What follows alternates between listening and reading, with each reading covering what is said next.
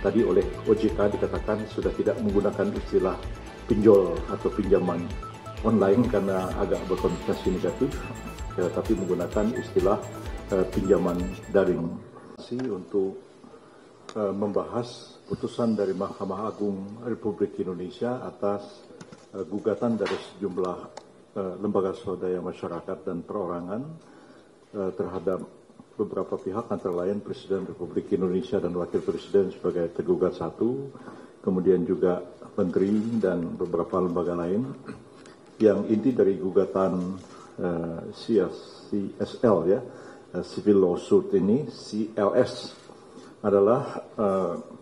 mengajukan gugatan perbuatan melawan hukum kepada banyak pihak termasuk Presiden Republik Indonesia atas sesuatu yang dianggap kelalaian pengaturan dan penindakan terhadap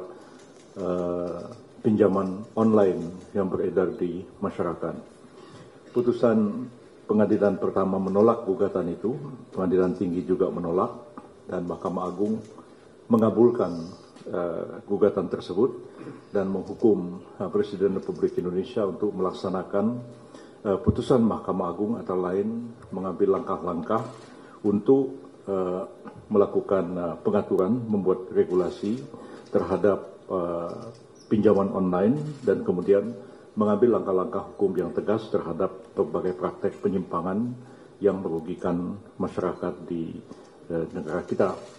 Dan untuk itulah kami menyelenggarakan rapat koordinasi dan kita sudah sepakati bahwa pemerintah tidak akan mengajukan PK atas putusan Mahkamah Agung ini. Jadi pemerintah menerima putusan Mahkamah Agung ini dan akan segera melaksanakannya. Dari rapat koordinasi tadi kami dapat menyimpulkan beberapa hal. Pertama adalah kita membentuk satu kelompok kerja, satu Pokja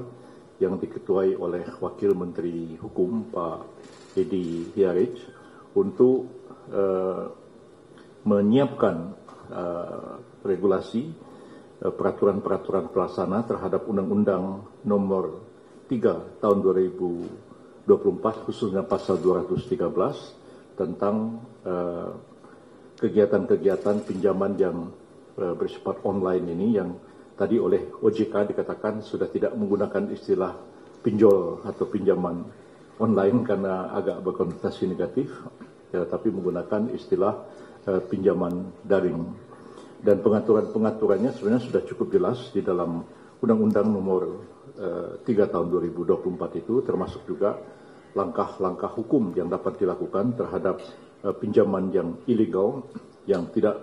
mempunyai izin, termasuk juga melampaui batas-batas yang diatur di dalam Undang-Undang Nomor 3 Tahun 2024 itu, misalnya tentang penetapan suku bunga, kemudian juga berbagai hal terkait dengan pelanggaran yang dapat dilakukan penindakan oleh kepolisian, bukan hanya tindakan terhadap mereka yang melakukan pinjaman secara ilegal, tapi juga terhadap berbagai ancaman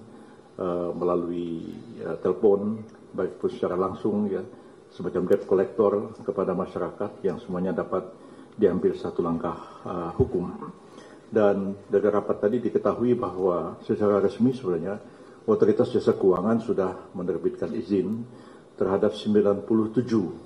lembaga keuangan non-bank yang diberikan izin praktek untuk melakukan pinjaman secara daring. Di luar itu adalah tidak sah, tidak berizin, ilegal, dan karena itu aparat penegak hukum, kepolisian dapat mengambil satu tindakan hukum yang tegas terhadap mereka, lebih-lebih yang merugikan masyarakat kecil, dan pemerintah sangat concern untuk memberikan perlindungan terhadap rakyat kita yang menjadi sasaran perlakuan sewenang-wenang atas penagihan pinjaman online yang dilakukan secara ilegal. Walaupun kita tahu sebenarnya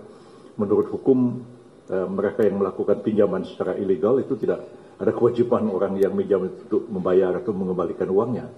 Tapi kalau dibiarkan, mereka pun bisa jadi sasaran ancaman juga oleh mereka yang mempunyai uang atau melakukan pinjaman tadi. Karena itu intinya adalah pemerintah akan segera merapikan atau melakukan sinkronisasi, harmonisasi terhadap peraturan-peraturan terkait dengan pinjaman daring ini, dan kemudian akan mengambil langkah-langkah hukum yang tegas berdasarkan peraturan perundang-undangan yang sebenarnya sudah ada sekarang ini, cuma perlu sinkronisasi dan pengaturan lebih detail di dalam bentuk sebuah peraturan pemerintah yang akan dikoordinasikan oleh Pak Edi Hiarit sebagai Wakil Menteri Hukum.